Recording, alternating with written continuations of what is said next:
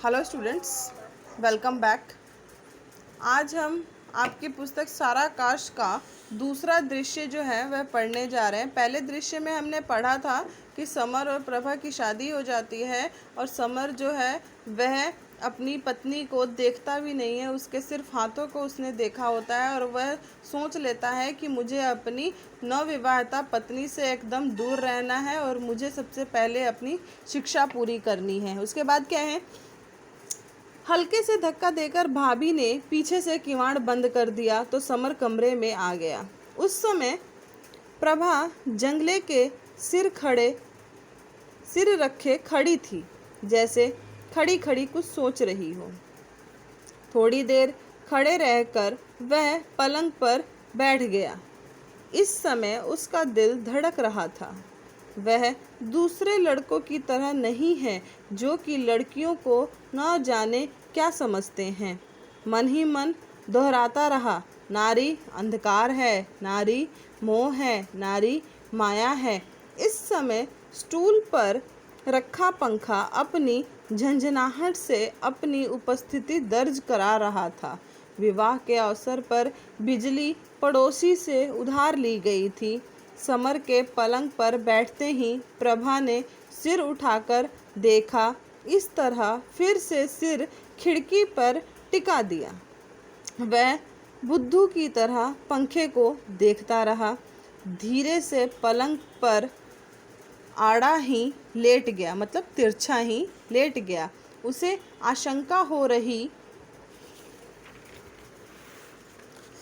थी कि वह उसकी कठोरता पर फूट फूट कर रो उठेगी। यहाँ पर समर को जो है वह शंका थी कि वह समर जिस तरह से आया और पलंग पर जाकर बैठ गया, उसे ये चीज़ था समर को कि कहीं वो मेरी ये कठोरता देखकर रोने ना लग पड़े और उसके पैरों पर गिरकर अपना अपराध पूछेगी। पर ऐसा कुछ नहीं हुआ और आधी रात बीत गई। क्यों बीत गई कि वो तो दरवाजे के पास खिड़की के पास सर अटकाए खड़ी थी और ये बैठा हुआ था। समर ने जो कुछ भी सोचा हुआ है उसका जो है बिल्कुल ही उल्टा होता गया, इसीलिए वह जो था कुछ बोला नहीं और आधी रात जो है वह बीत चुकी थी। उसे लगा कि वह यहाँ आया ही क्यों। समर के घर वाले तो बिना पढ़े लिखे हैं और वह है मैट्रिक पास। वह सोचने लगा कि वह झुकेगा नहीं। यहाँ पर समर क्या सोच रहा है कि समर जो है बिल्कुल भी झुकेगा नहीं। प्रभा शायद यह सोच रही होगी कि वह आएगा और उसे मनाकर पलंग पर बैठाएगा। तभी पहली बार समर का ध्यान उसकी अशिष्टता पर गया कि उसने आने पर नमस्कार और प्रणाम कुछ नहीं किया। यहाँ पर समर जो है वह उसकी अशिष्टता की तरफ उसका ध्यान गया कि पति पहली बार आया घर में, ना उसने प्रणाम किया ना नमस्ते किया और जाके एक कोने पर खड़ी हो गई। तो उसको लगा कि ये उसके साथ बुरा व्यवहार कर रही है। समर को अपना अपमान लगा। तब भी उसके मन में भाव आया कि जब वह चलेगा तो वह उसका हाथ या कुर्ता का छोड़ पकड़ लेगी। अभी भी समर को मन में है कि अगर मैं घर से निकलने लगूंगा तो ज़रूर मेरा हाथ पकड़ लेगी या मेरा कुर्ता पकड़ लेगी, मुझे रोकना चाहेगी, लेकिन ऐसा कुछ भी नहीं होता है।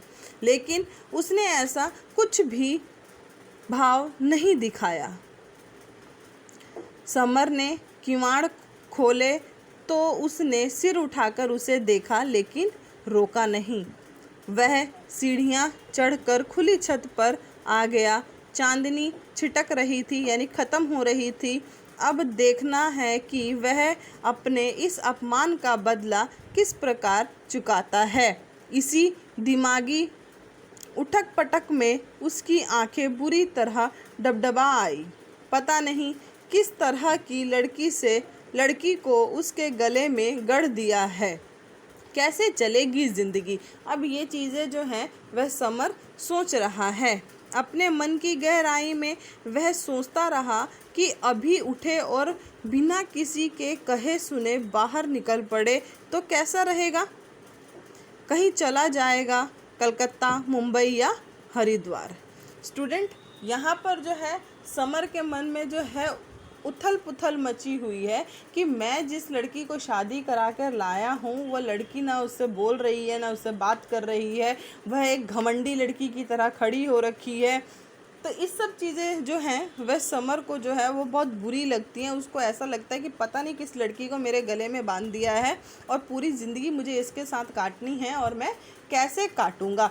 मन करता है कि कहीं चला जाऊँ, हरिद्वार, कलकत्ता या मुंबई।